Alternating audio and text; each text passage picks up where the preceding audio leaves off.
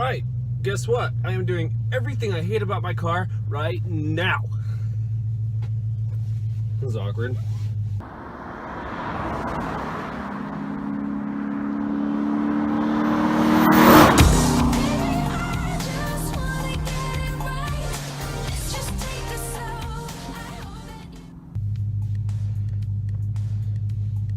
You know, I kind of forgot that I probably should have put the amount of space that this freaking car has, but gee, that doesn't sound good. Okay, moving forward, literally, it's only 9:05 and it's 83 degrees. Stellar. We're gonna do 5 to maybe 6 things that I hate about this car. It bugs the shit out of me. So let me gather my thoughts real quick of everything that I hate about this car. Okay, it should be 6 things. It should be really easy. Probably come up with 20 things. Well, okay. Let's start with the first thing. First thing about this car, and this was in my previous video, but this car, even for the year, like it came equipped, but by today's standards, when I bought this thing 4 years ago, it was not, it didn't have shit. All it had, and what I mean by that, like shit for features, it didn't have like the nice touchscreen stereo. I definitely don't have air conditioned seats.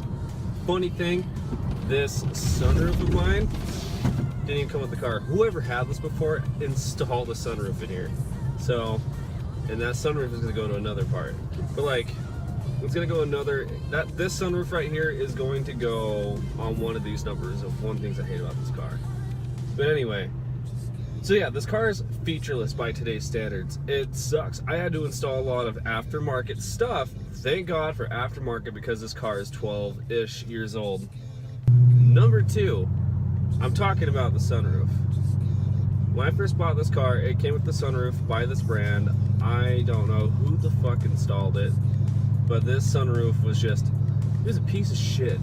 Long story short, the sunroof, like, the front of it started raising a little bit. Like, it didn't close right. Whenever I go through, and this is how I knew it was a piece of shit. One day, within like the first month, first couple of weeks of me owning the car, everybody's so excited. So I took my car out for a drive. Like, you know, obviously I had to wash it too.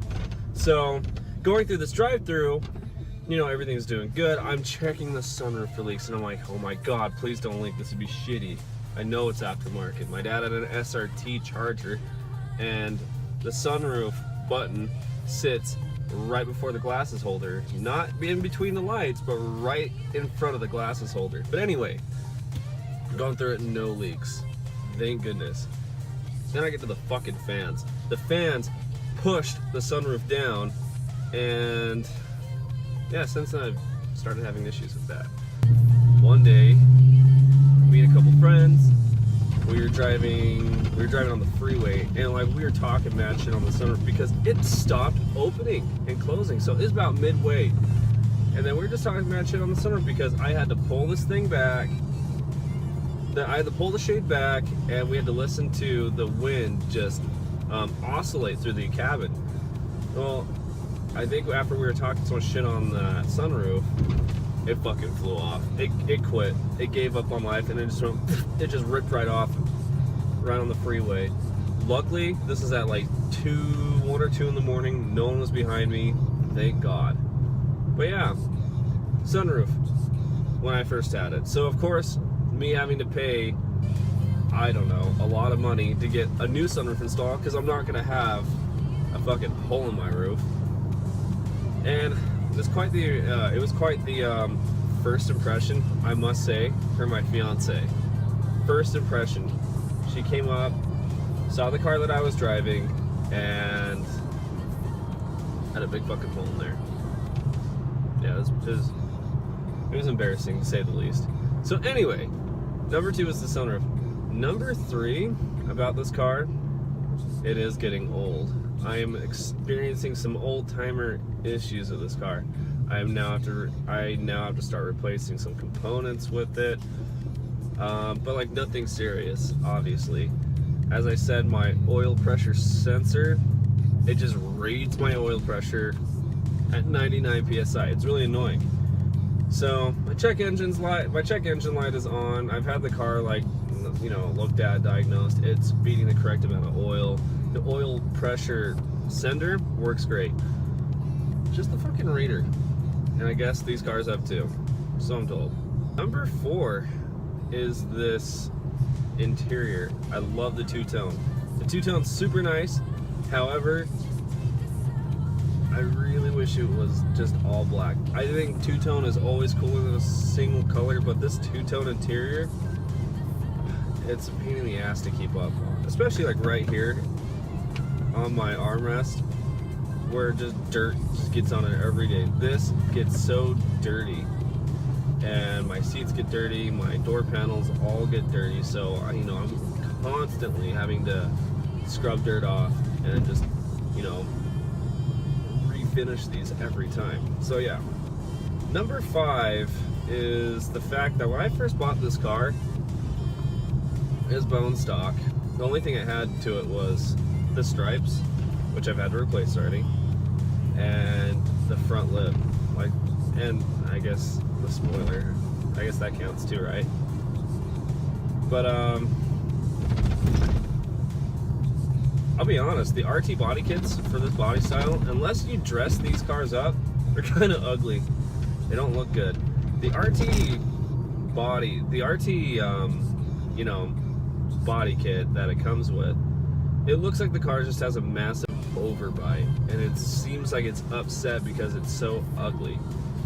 Where the SRT is just like, you know, it's like the guy with like the super broad jaw and the super like jutted out chin.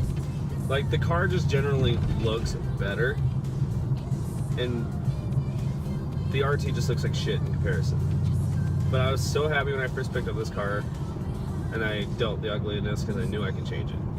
I just had to make it grow some facial hair, hide its ugly features, and it's gonna go with just some of the interior components on here as well.